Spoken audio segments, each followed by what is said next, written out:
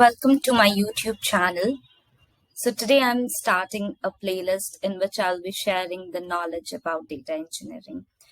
This channel will have a playlist for Databricks, which you are currently watching. If you are new to Databricks and want a hands-on on Databricks, this video is surely going to help you to get started. So stay tuned till the end so that you can get started with Databricks. And there will be many more videos that you will be seeing in future in this particular channel for Databricks and other data engineering stuffs. So in this video, you are going to learn how to create the free Databricks account. If you will see the website of Databricks, there are two types of account you can create. One is free and the other is paid.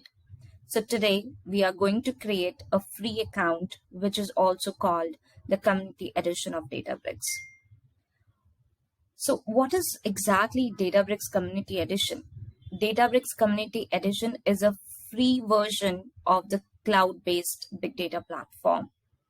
And this Databricks is nothing exactly but a service which is on the top of Apache Spark. So if anyone is new to the big data world, then they might think, what is Apache Spark? So Apache Spark is nothing but an open source technology for big data processes or analysis. Databricks is used in all the three cloud-based platforms. So they are mainly the AWS, which is the Amazon Web Service, the Azure, that is the Microsoft Web Service, and the GCP, which is the Google Cloud Platform. So let's get started with how to set up the Databricks free account in the Databricks website. So what you need to do is you need to just go to databricks.com, and on the left side you will see the Try Databricks. If you click on Try Databricks, it will go ahead and open up this page where it will ask you to create your Databricks account.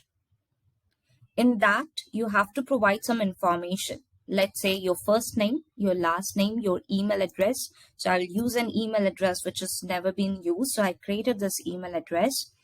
Then you have the company, your title, and phone number, which is actually optional. Either you can provide or you can skip this, and country and India. So click on continue.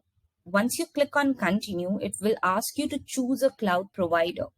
So as I mentioned, there are three cloud providers that is being integrated with Databricks. So we can choose any one of them, but don't choose it right now because we are creating a free account, the community edition.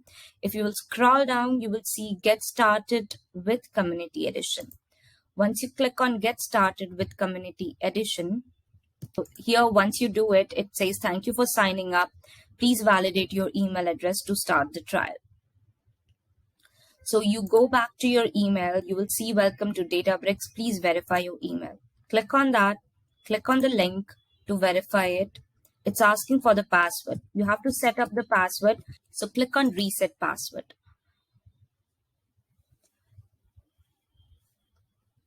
Once you reset the password, it will give you the data science and engineering. So now your free account is set up already. So you see here that is community.cloud.databricks.com. So basically this is the web URL that you have to use every time when you want to go ahead and practice. So if you will see on the left side, it's the Databricks logo. You have the data science and engineering and machine learning right now in the free service. Then you have the workspace. Workspace is something where you go ahead and create your notebooks, write your code, and run that using the cluster. Then you have the recent. Then you have search.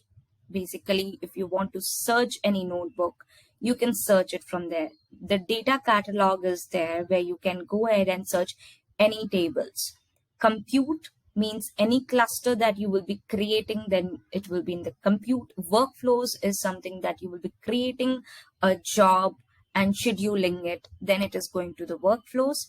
Then we have the settings, you have your email address, your main menu option. So in the coming videos, I will be going through the complete interface of it, how it looks like, how you can go ahead and create your notebooks, how you can search them, and how you can create your cluster and the workflows. So this was just a setting up of the things. Once you are done, then watch my next video, how to get started with your notebooks and create your own code and set up everything.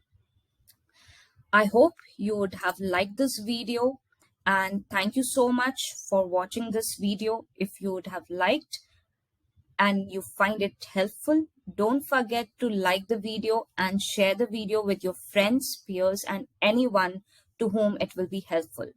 And stay tuned to this channel for more updates on Databricks. Thank you so much for watching and have a good day.